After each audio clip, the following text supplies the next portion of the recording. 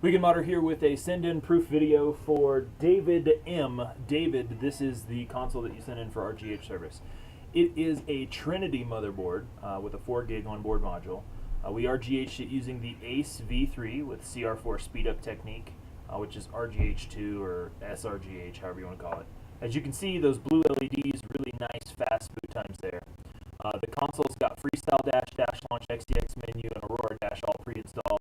The backup disk here on top of the console has copies of your original NANDs, as well as like your CPU key and that sort of stuff.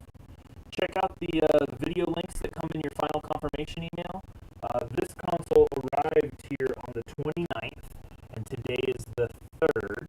So that was a 2 business day transaction, because the 29th Friday, we don't count the day that it arrives. So 1st, 2nd, today is the 3rd. Today would be the 3rd business day, and it'll actually return and ship out to you tomorrow.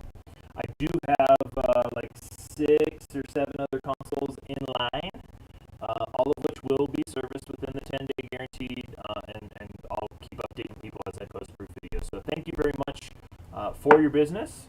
We'll go ahead and get this thing packed up and all ready to ship out and back to you tomorrow.